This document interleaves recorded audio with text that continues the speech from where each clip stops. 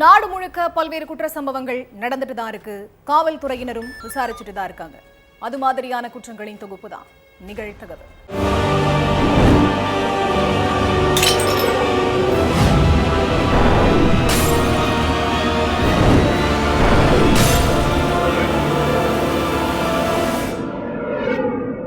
நிகழ்தகவு. அண்ணன் தங்கைக்கு இடையே நீடித்த பிரச்சனை. வீட்டில் ஆள் இல்லாத நேரத்தில் தங்கையின் கழுத்தை நெரித்து கொலை செய்த அண்ணன். சடலத்தை சாக்கு மூட்டையில் கட்டி கரும்பு தோட்டத்திற்குள் வீசிய கொடூரம். சிசிடிவி காட்சி மூலம் கொலையாளியை தட்டி தூக்கிய போலீஸ். தங்கையை அண்ணனே கழுத்தை நெரித்து கொலை செய்தது ஏன்? நடந்தது என்ன?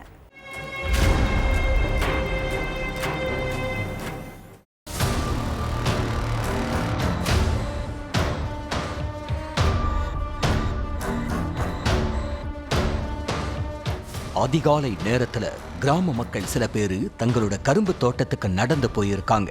அப்ப வயலுக்கு நடுவுல சாக்கு மூட்டை ஒண்ணு கிடந்திருக்கு.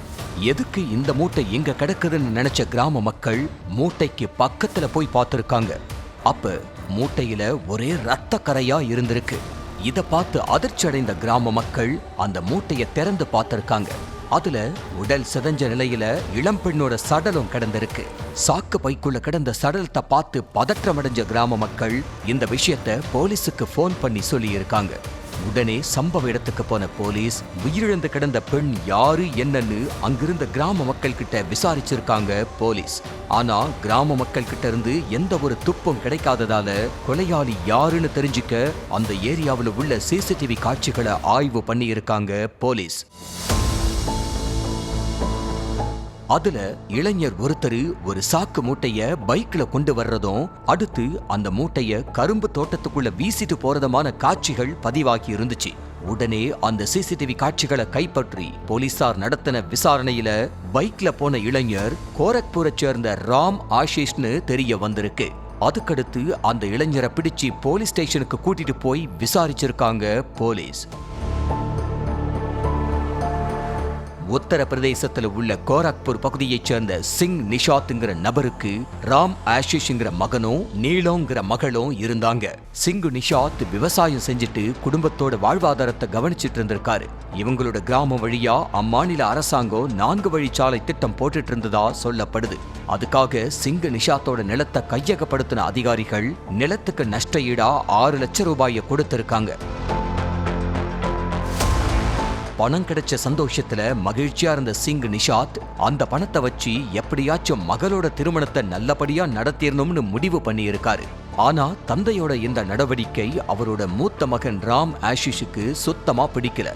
நானும் இப்ப ரொம்ப கஷ்டப்பட்டுக்கிட்டு இருக்கேன், நீங்க எல்லா பணத்தையும் மகளோட கல்யாணத்துக்கு செலவு பண்ணிட்டா நான் என்ன செய்வேன்? அதனால அந்த பணத்தை எனக்கும் சமமா பிரிச்சு கொடுங்கன்னு கேட்டிருக்காரு. நீ ஒரு நல்ல வேலைக்கு போயிட்டு பணத்தை சம்பாதிச்சுக்கோ, இந்த பணம் உன்னோட தங்கச்சியோட கல்யாண செலவுக்கு மட்டும்தான், அதனால இந்த பணத்துல பங்கு கேட்டு வராதன்னு மகனை திட்டி இருக்காரு தந்தை சிங்கு நிஷாத். அதுக்கு ராம் ஆஷிஷ், நீங்க அந்த பணத்துல எனக்கு பங்கு கொடுக்கலனா இந்த கல்யாணத்தை நான் நடத்த விடமாட்டேன்னு சண்டை போட்டிருக்காரு. மகனோட பேச்ச கேட்டு பதிலுக்கு சிங் நிஷாத்தும் பிரச்சனை பண்ணதுனால 2 பேருக்கும் இடையிலையும் சண்டை பூதாகரமா வெடிச்சிருக்கு. பணம் கிடைக்காத விரக்தியில நைட்டு தூங்க போன ராம் ஆஷிஷ் தங்கச்சிய கொலை பண்ண திட்டம் போட்டிருக்காரு.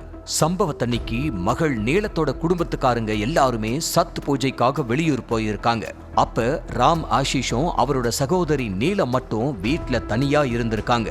அந்த நேரத்துல நீலத்தோட ரூமுக்கு போன ராம் ஆஷிஷ் தங்கைய சரமாரியா தாக்கி அவங்களோட கழுத்தை நெரிச்சு துடிக்க துடிக்க கொன்னு இருக்காரு. அடுத்து நீலத்தோட கால்களை உடைச்ச ராம் சடலத்தை வீட்ல இருந்து சாக்கு மூட்டையில கட்டி வச்சிருக்காரு. அதுக்கடுத்து அக்கம் பக்கத்து வீட்டுக்காரங்க கிட்ட மூட்டைக்குள்ள கோதுமை இருக்கிறதா பொய் சொன்ன ராம் மூட்டைய பைக்ல வச்சு 70 கிலோமீட்டர் தொலைவில் உள்ள குஷி நகர்ல இருக்கிற கரும்பு காட்டுக்குள்ள தூக்கி வீசிட்டு தப்பிச்சு போயிட்டாரு. ஆனா இந்த தகவலை கேட்டு ஸ்பாட்டுக்கு வந்த போலீஸ் சிசிடிவி காட்சி மூலமா கொலையாளி ராம் ஆஷிஷ அரெஸ்ட் பண்ணி சிறையில அடைச்சிட்டாங்க. பேருந்து நிலையத்தில் நின்று கொண்டிருந்த இளைஞர் தாய் கண்ணெதிரிலேயே மகனை கண்டன் துண்டமாக வெட்டிய கொடூர கும்பல். முகத்தில் மாஸ்க், கையில் கத்தியுடன் பைக்கில் பாய்ந்து வந்தவர்கள் யார்? கொடூர கொலைக்கு பின்னணியில் உள்ள காரணம் என்ன? கொலைகாளிகள் சிக்கினார்களா?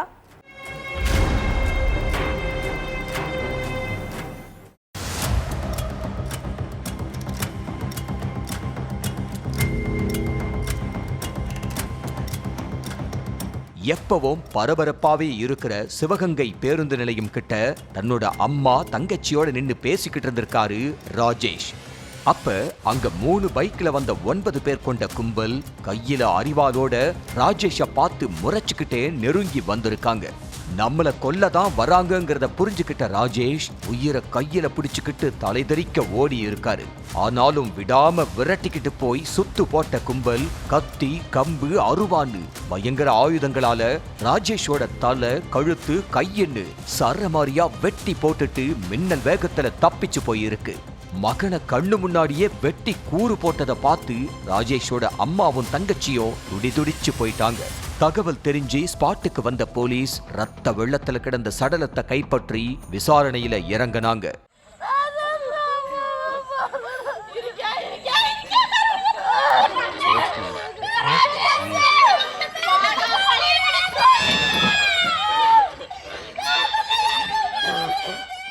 ராஜேஷ கொலை பண்ணது யாரு? வெட்டி கொலை பண்ற அளவுக்கு என்ன பிரச்சனை?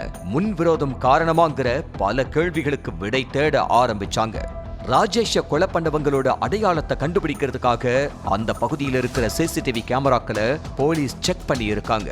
அதுல ராஜேஷ இளைஞர்கள் சில பேர் விரட்டிக்கிட்டு போய் கொலை பண்ணது பதிவாகி இருந்ததே தவிர அவங்களோட முகம் சரியா தெரியல. அதனால கொலை நடந்தப்ப ராஜேஷ் கூட இருந்த அவங்க அம்மா தங்கச்சி கிட்ட உங்களுக்கு யார் மேலேயாவது சந்தேகம் இருக்கான்னு கேட்டிருக்காங்க. அதுலதான் ராஜேஷ யாரு கொலை பண்ணாங்க, எதுக்காக பண்ணாங்க அப்படிங்கிறதுக்கான காரணம் தெரிய வந்துச்சு. சிவகங்கை மதுரை முக்கு பகுதியைச் சேர்ந்த 19 வயசான ராஜேஷ் மேல அடித்தடி, வழிப்பறின்னு கிட்டத்தட்ட 50 கேஸ் நிலுவையில இருக்கிறதா சொல்லப்படுது. அதே ஏரியாவை சேர்ந்த வேதாங்கிற இளைஞரும் ராஜேஷும் நண்பர்கள்.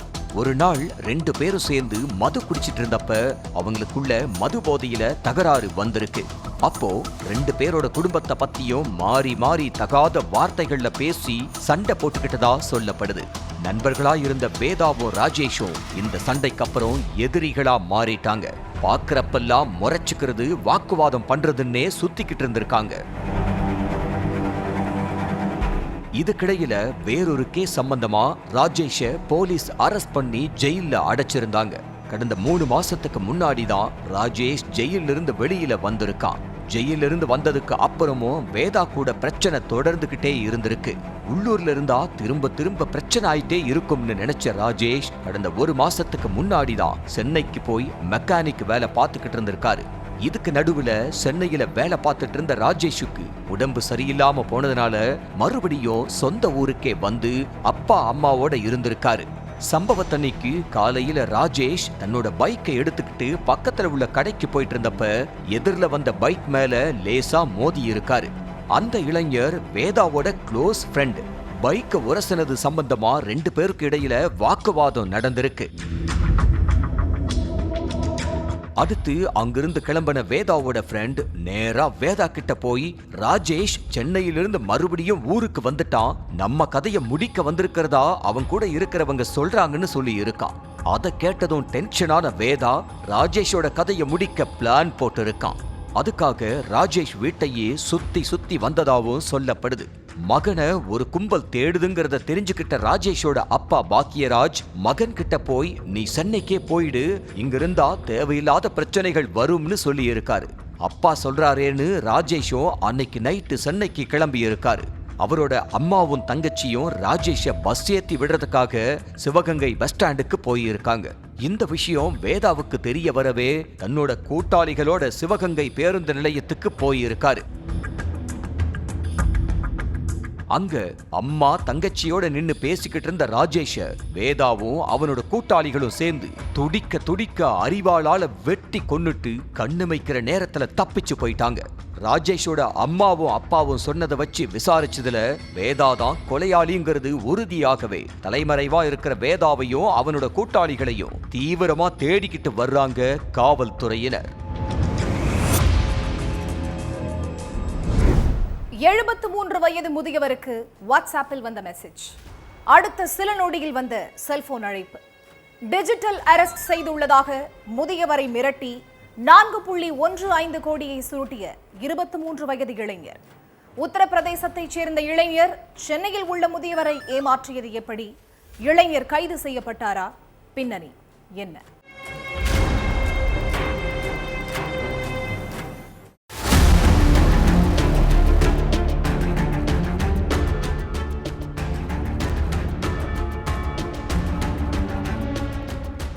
73 வயசாகும் முதியவர் ஸ்ரீவத்சன் ஒரு பிரைவேட் கம்பெனில நல்ல பொறுப்புல வேலை பார்த்துட்டு ரிட்டையர்ட் ஆயிட்டாரு. கை நிறைய சம்பளம் வாங்கின அந்த முதியவருக்கு சொத்தும் பேங்க் பேலன்ஸும் அதிகமா இருந்திருக்கு. அதனால சென்னை மயிலாப்பூர்ல பிள்ளைகள் பேரன் பேத்திகளோட சந்தோஷமா வாழ்க்கைய கழிச்சுக்கிட்டு இருந்திருக்காரு.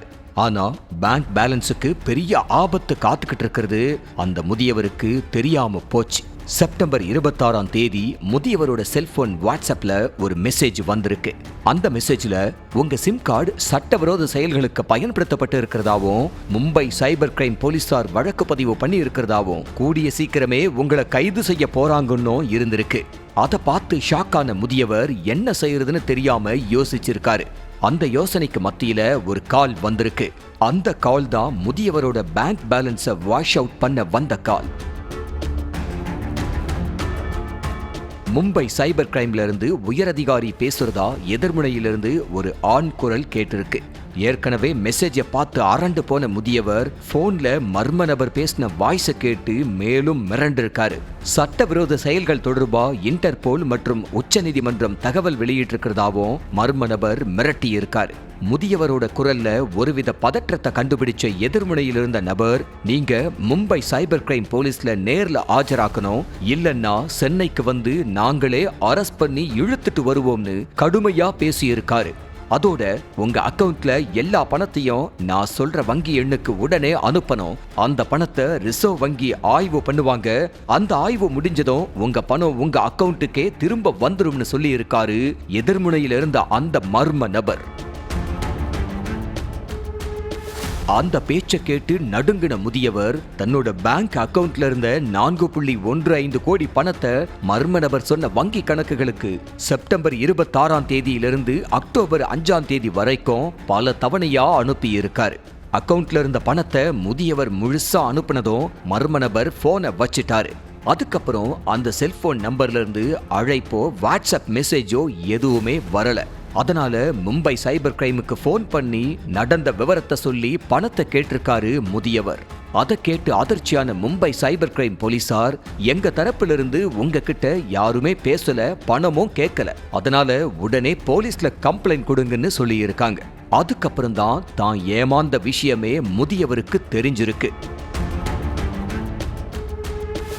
அதுக்கப்புறம் கண்ணீர் வடிச்சுக்கிட்டே சென்னை வேப்பேரியில் உள்ள போலீஸ் கமிஷனர் அலுவலகத்துல கம்ப்ளைண்ட் கொடுத்திருக்காரு முதியவர் ஸ்ரீவத்சன். அடுத்து கமிஷனர் அருண் உடனே விசாரிக்க உத்தரவிட்டிருக்காரு. அதுக்கப்புறம் சென்னை மத்திய குற்றப்பிரிவு சைபர் கிரைம் போலீசார் விசாரணையில இறங்கி இருக்காங்க. முதியவர்கிட்ட பேசின செல்போன் நம்பர் யார் பேர்ல வாங்கப்பட்டிருக்கு, அதோட முகவரி எல்லாத்தையும் செக் பண்ணி இருக்காங்க. அதுல உத்தரப்பிரதேச மாநிலம் ஜான்சி மாவட்டம் மௌரானிப்பூர்ல இருந்து மனிஷ்குமார்ங்கிற நபர் முதியவர்கிட்ட பேசினது தெரிஞ்சிருக்கு. அடுத்து சென்னையிலிருந்து உத்தரப்பிரதேசத்துக்கு போன சென்னை சைபர் கிரைம் போலீசார் அந்த மாநில போலீசார் உதவியோட இளைஞர் மனிஷ்குமாரை கைது பண்ணி டிரான்சிட் வாரண்ட் மூலமா சென்னைக்கு அழைச்சிட்டு வந்திருக்காங்க. அதுக்கப்புறம் மனிஷ்குமார் கிட்ட நடத்தின விசாரணையில ஏமாந்தது முதியவர் ஸ்ரீவத்சன் மட்டுமில்ல, பல முதியவர்கள் ஏமாந்திருக்காங்கன்னு தெரிய வந்துச்சு. அதே மாதிரி ஆன்லைன் மூலமா வேலை வாங்கி தர்றதாவும் மோசடியில ஈடுபட்டிருக்காரு மனிஷ்குமார். டிஜிட்டல் அரெஸ்ட் செஞ்சிருக்கிறதா பல முதியவர்களை குறி வச்சு பணத்தை மோசடி பண்றதுதான் மனிஷ்குமாரோட ஸ்பெஷல் டெக்னிக். அப்படி ஏமாந்த பல முதியவர்கள் போலீஸ்ல கம்ப்ளைண்ட் பண்ணாம இருந்திருக்காங்க. அப்படித்தான் ஸ்ரீவத்சனும் போலீஸ்ல கம்ப்ளைண்ட் பண்ண மாட்டாருன்னு பல்கா 4.15 கோடியை அமுக்கி இருக்காரு மனிஷ்குமார். ஆனா முதியவர் கம்ப்ளைண்ட் பண்ணதுனால மனிஷ்குமார் சிக்கிட்டாரு. அதே மாதிரி இந்த மோசடிக்கு பின்னால மனிஷ்குமார் மட்டுமில்ல, இன்னும் 4 பேர் இருக்கிறதா இளைஞரே வாக்குமூலம் கொடுத்திருக்காரு. நேக்கா ஏமாத்தி பறிக்கிற பணத்தை ஆளுக்கு 25% பிரிச்சு எடுத்துக்கிறது தான் இந்த கூட்டத்தோட வழக்கமா. மனிஷ்குமார் கிட்ட இருந்து 2 செல்போன்கள், 7 வங்கி புத்தகங்கள் பறிமுதல் பண்ணி சைதாப்பேட்டை நீதிமன்றத்தில் ஆஜர்படுத்தி சிறையில அடைச்ச போலீசார் மோசடி கும்பலை சேர்ந்த 3 பேரையும் தேடிக்கிட்டு இருக்காங்க. கணவன் மனைவிக்குள் விடிய விடிய நடந்த தகராறு. விடிந்த பின் வீட்டிற்குள் இருந்து கேட்ட அலறல் சத்தம். பதறி அடித்துக் கொண்டு வீட்டின் கதவை உடைத்து உள்ளே சென்று பார்த்த அக்கம் பக்கத்தினர். பேச்சு மூச்சின்றி கிடந்த பெண். காதலித்து திருமணம் செய்து கொண்ட மனைவியை கணவனை கொன்றது ஏன்? கொலை செய்யும் அளவுக்கு அப்படி என்ன கோபம்? நடந்தது என்ன?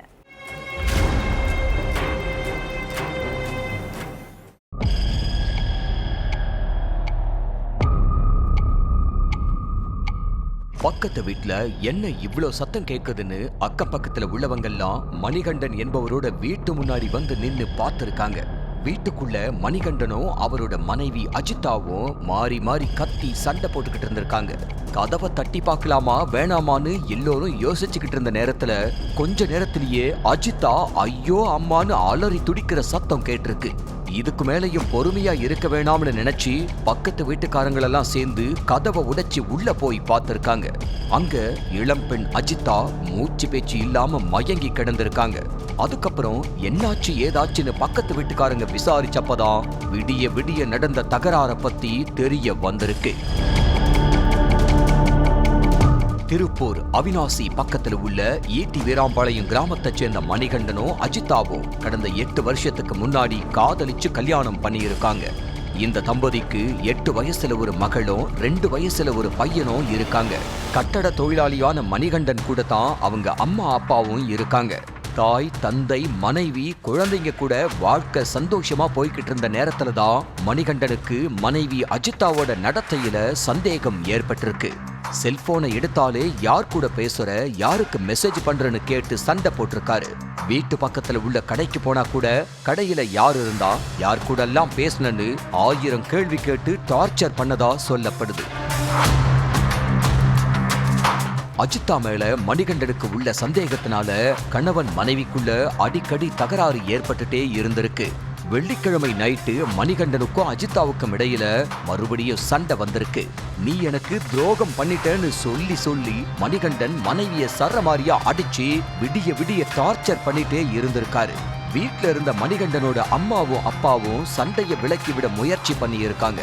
ஆனா அவங்க பேச்ச கண்டுக்காம 2 பேரும் மாறி மாறி வாக்குவாதம் பண்ணி நைட் ஃபுல்லா சண்டை போட்டுக்கிட்டே இருந்திருக்காங்க. அப்பா அம்மா சண்டை போடுறத பார்த்து 2 குழந்தைகளும் விடிய விடிய கண்ணீர் வடிச்சுக்கிட்டே இருந்திருக்காங்க. சனிக்கிழமை காலையில 10 மணிக்கு பேர பிள்ளைகள் 2 பேரோட மணிகண்டனோட அம்மாவும் அப்பாவும் வீட்டுக்கு வெளியில நின்னுகிட்டு இருந்திருக்காங்க. அப்ப மணிகண்டன் அஜிதாவுக்கு நடுவுல மறுபடியும் தகராறு ஏற்பட்டிருக்கு. ஆத்திரத்துல வீட்டு கதவை உள்பக்கமா தாழ்பா போட்டுக்கிட்ட மணிகண்டன் மனைவிய கண்ட வேணிக்கு அடிச்சு காயப்படுத்தி இருக்காரு. அடுத்த கொஞ்ச நேரத்துல அஜிதாவோட கழுத்தை பிடிச்சு நெரிச்சு இருக்கான். அஜிதாவோட சத்தம் கேட்டு அங்கிருந்த மக்கள் கதவை உடைச்சுக்கிட்டு உள்ள போனாங்க. அப்ப அவங்க எல்லாரையும் தள்ளி விட்டுட்டு தன்னோட 2 வயசு மகனை தூக்கிக்கிட்டு தப்பிச்சு ஓடி இருக்காரு மணிகண்டன். மூச்சு பேச்சு இல்லாம கிடந்த அஜிதாவை மீட்ட மக்கள் அவங்கள ஹாஸ்பிட்டலுக்கு கூட்டிட்டு போனாங்க. அங்க அவங்கள பரிசோதனை பண்ண டாக்டர் அஜிதா ஏற்கனவே உயிரிழந்துட்டதா சொல்லிட்டாங்க. மணிகண்டன் மேல மர்டர் கேஸ ஃபைல் பண்ண போலீஸ் தலைமறைவா இருந்த மணிகண்டனை தனிப்படை வச்சு தேடிட்டு வந்தாங்க. அப்போ பழனியில உள்ள சொந்தக்காரங்க வீட்டுல மணிகண்டன் பதுங்கி இருக்கிறதா போலீஸுக்கு தகவல் கிடைச்சிருக்கு. உடனே ஸ்பாட்டுக்கு போன போலீஸ் மணிகண்டனை கையும் களவுமா அரெஸ்ட் பண்ணி சிறையில அடைச்சிட்டாங்க. மனைவியோட நடத்தை மீதான சந்தேகம் தான் மணிகண்டனோட கொலை வெறிக்கு காரணமா, இல்ல 2 பேருக்கு நடுவுல வேற ஏதாவது பிரச்சனையாங்கிற கோணத்துல போலீசார் தொடர்ந்து விசாரணை நடத்திக்கிட்டு இருக்காங்க. வாழை தோப்பிற்குள் வீசிய ரத்த வாடை. மரத்தின் அருகில் இருந்த ரத்தம் படிந்த கத்தி. சம்பவ இடத்திற்கு சென்று ஆய்வு செய்த போலீஸ் இளம் பெண்ணை கொடூரமாக கொலை செய்து வாழை தோப்பில் குழி தோண்டி புதைத்த பயங்கரம். செல்போன் எண்ணை வைத்து துப்பு துலக்கிய காவல்துறை. கொடூரமாக கொலை செய்யப்பட்ட இளம் பெண் யார்? இவ்வளவு கொடூரமாக கொலை செய்து உடலை குழி தோண்டி புதைத்தது யார்? நடந்தது என்ன?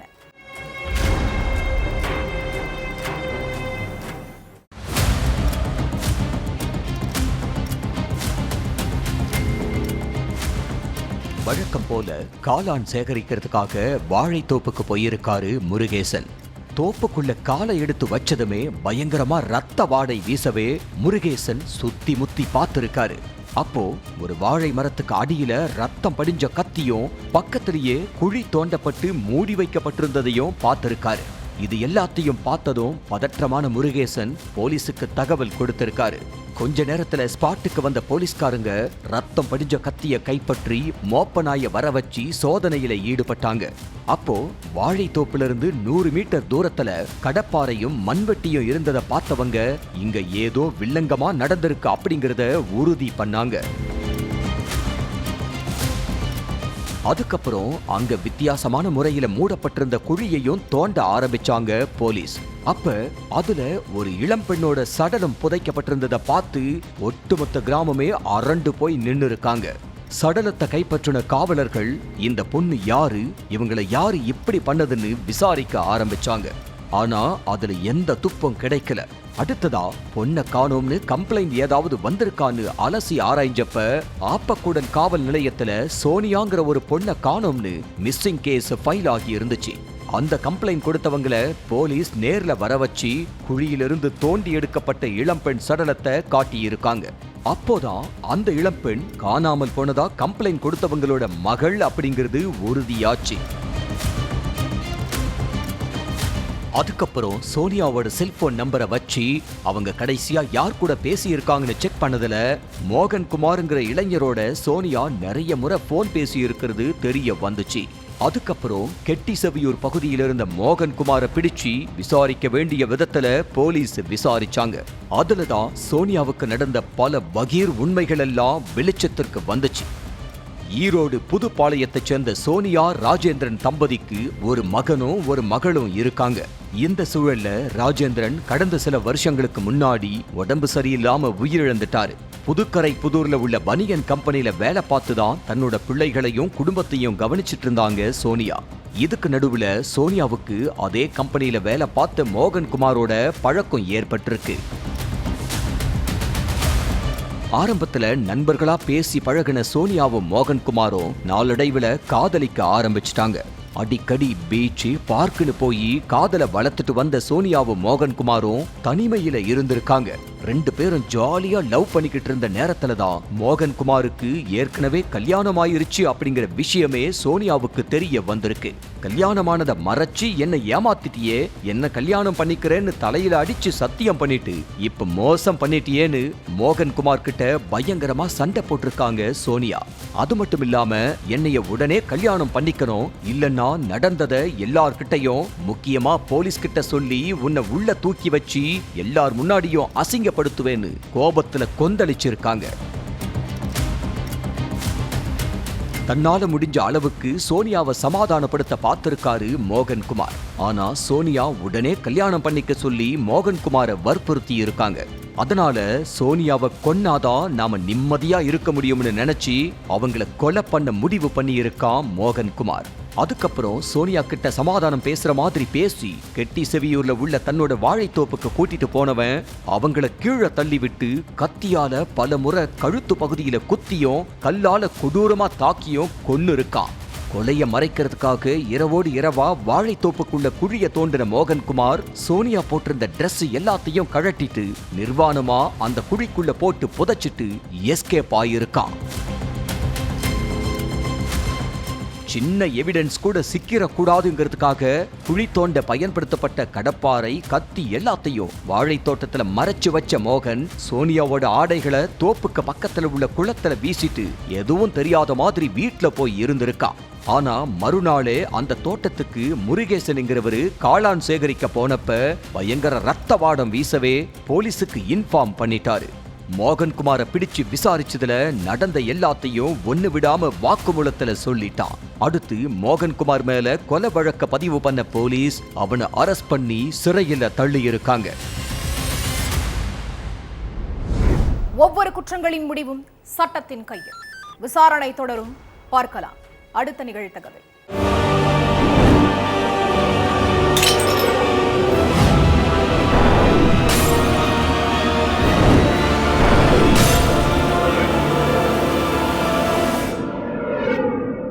நிகழ்தகவு.